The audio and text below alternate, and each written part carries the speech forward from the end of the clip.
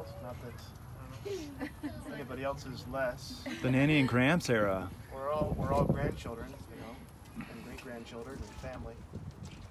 Yeah, I was at that house on Greenfield. Is that right? What it was? That's Nanny and Gramps' house? Highland. No, that was Grammy's house on Highland, and Nanny and Gramps was over there. Yeah. Nanny and Gramps was on Weldon or Witten? Yeah. Weldon. Mm-hmm. I remember being in that house. It's still there. You know, she played the piano over there. In the room she had the piano in. I remember all that stuff. Anyhow, we're kind of commemorating a life well spent, right? 89 years. I hope all of us can live that long. I know my mom didn't. She's right over there. She couldn't be here, but she's with us. In memory, anyways. First grandchild was my, Bella, right? It's amazing the life cycles that we all go through. It is kind of the circle of life, right? Sort of like the Lion King, right, Bella? You know, Grammy would say things like "buck up," and no regrets. You know, Mom said that a lot too. I thought she'd live forever. Mm-hmm. I kind of felt like she would. In my 37 years, there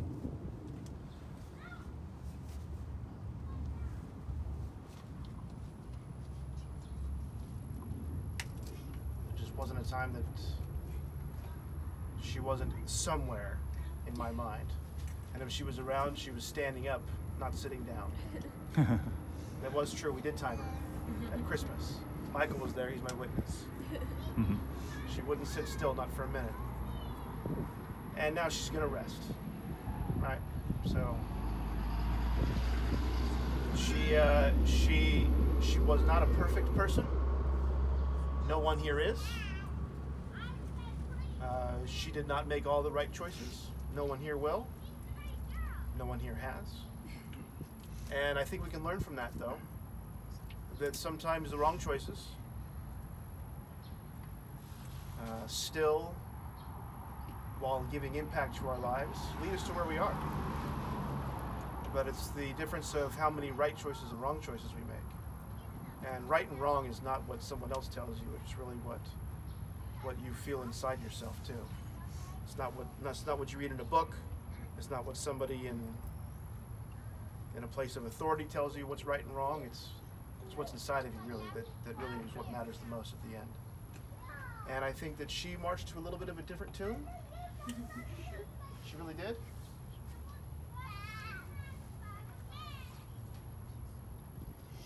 It's too bad that only some of her children are alive here today. The other two have passed. Yes, Bella? Well, at least she's with her two other children. That's true. In fact, she really is, because her other two children are right over here. I know we all love Grammy. She took care of me.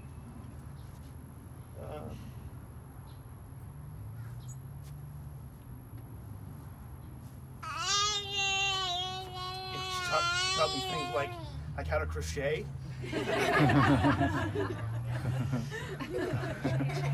A chain. I made a long chain. I made a little flip, a little like a shoe out of crochet in Hawaii. She was there, right? That's one thing about Grammy, it was indisputable. She was there. She went to concerts or performances or graduations or every family activity you can imagine. She somehow was there. And it's going to be difficult not having her there, because it's the end of an era, really, for me. And you look at this, and you look around at the people here in the audience, and what you have now is posterity now, and the old is the new, and what we can learn from that is, in 10 years, one of us probably won't be here, just because it's the way life goes. In 50 years, Most of us won't, and in 100 years, none of us will. So, our clocks are always ticking. We can only hope to have as long and as fulfilling a life as Grammy had. And I will miss her very much. Thank you, Matt.